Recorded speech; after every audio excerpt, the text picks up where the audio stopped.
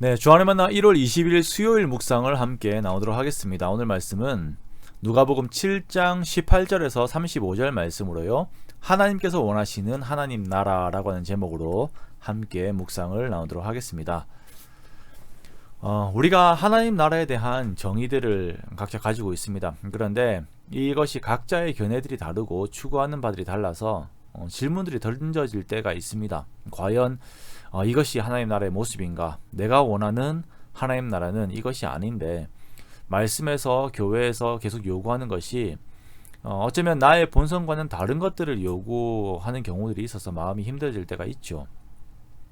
하나님 나라라고 하니까 이것이 개념적이고 형이상학적인 것처럼 들릴 수가 있습니다만 이것은 실제적인 우리 삶에 대한 이야기를 하는 것입니다.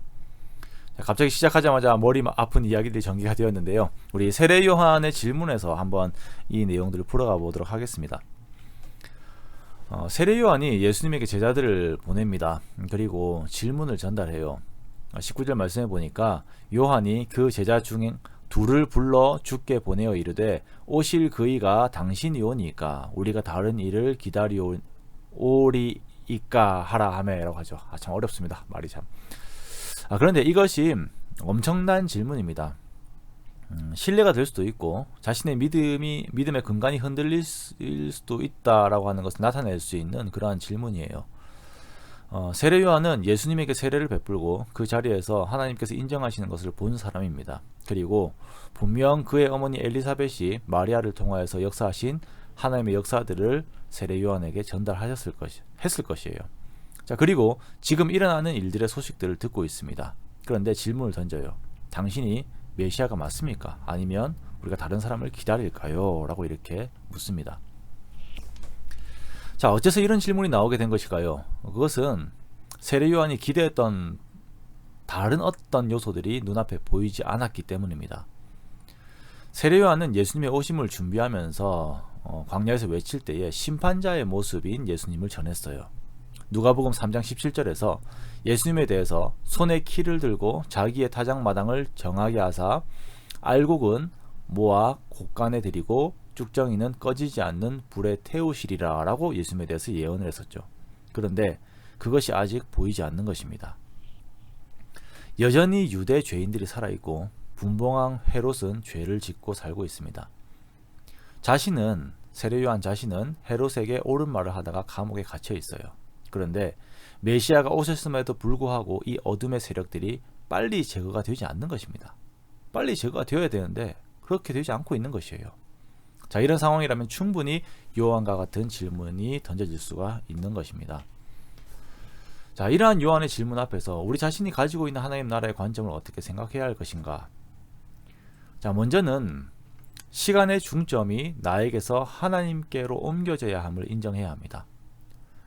요한은 자신의 시간 속에서 하나님의 뜻이 이루어지기를 원했습니다. 당장 눈앞에서 심판의 역사들이 일어나고 눈앞에서 공의가 실행되는 것을 원했습니다만 예수님의 때는 그것이 아니었습니다. 우리가 하나님의 시간, 하나님의 때를 카이로스라고 한다라고 그랬죠. 하나님의 시간에서는 지금이 심판의 때가 아닙니다. 세례 요한은 심판을 필요로 하는 입장에 있었지만 하나님은 다른 사역이 더 우선순위였습니다. 나의 시간보다 하나님의 시간이 더욱 우선되는 것을 우리는 인정해야 합니다.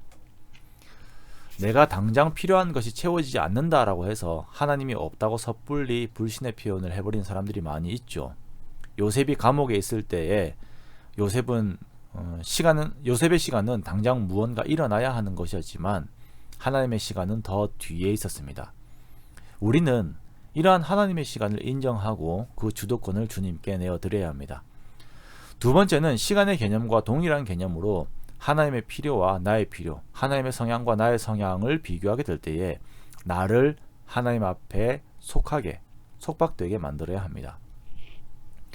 요한은 심판이 그의 마음을 차지하고 있을 때에 예수님은 살리시는 일들을 하고 계셨어요.